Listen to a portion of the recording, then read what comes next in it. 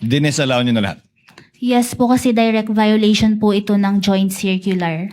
Subalit dahil hindi yan dumaan sa notice of suspension, in-issue nyo yung notice of disallowance nang hindi binibigyan ng pagkakataon, sumagot muna o magpaliwanag ang OVP. Wala pa po sila. Ngayon pa lang kung sakasakali kung mag-a-appeal sila. Opo. So you have not heard the side of the Vice President or the OVP's office with respect to what you heard Gina Acosta say under oath in the House hearings. Wala pa Okay. silang response doon. Wala pa po. Wala Doon pa na rin lang kayong- po.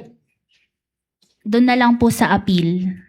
Doon na lamang. So in-issue nyo to nang hindi naririnig yung panig nila. Opo. You may proceed, Counsel, to the record.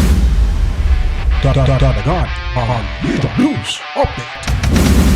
Ang definition po ng notice of disallowance based on the joint circular is yung transaction po appears to be illegal, improper, or irregular. And in this case po, yung naging transfer po is a direct violation, making the transaction irregular. Kaya naging notice of disallowance na po yung inisyo namin. Okay. So itong pag-transfer ng responsibilidad sa disbursement na hindi naman special disbursement officer, sinabi mo illegal. Doon po siya sa irregular, which is violation po siya sa joint circular. Okay. So yung joint circular nakalagay illegal, improper, at irregular. Ang sinasabi mo ay irregular. Opo, tama po. At bakit irregular ulit? Kasi po hindi siya Ask and hindi, answered, Your Honor. Ask and answered. Asked and answered, Counsel. Okay. What is the status of this notice of disallowance at present, if you know? Ask and nasa answered already, Your Honor. I don't quite remember, Counsel. It It was would be not okay asked to yet, repeat. Your Honor. I It think would be okay to Counsel- repeat, nevertheless. Yes, Ms. Eileen. What is the status of this notice of disallowance?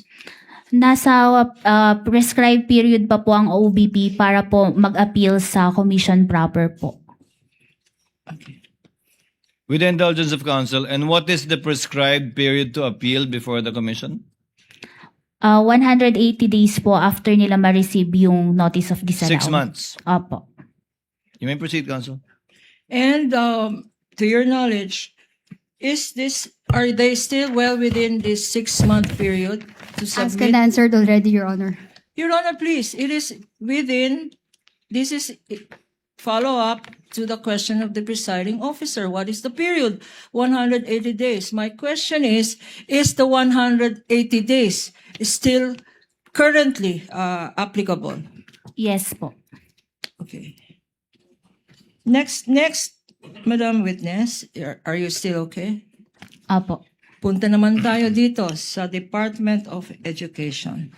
Before you move on, Counsel, with the indulgence of Attorney Kapunan, Ma'am Sailin, so dahil binigay di umano kay Latchika ni Gina Acosta, dinisallow nyo na lahat. Yes po, kasi direct violation po ito ng joint circular.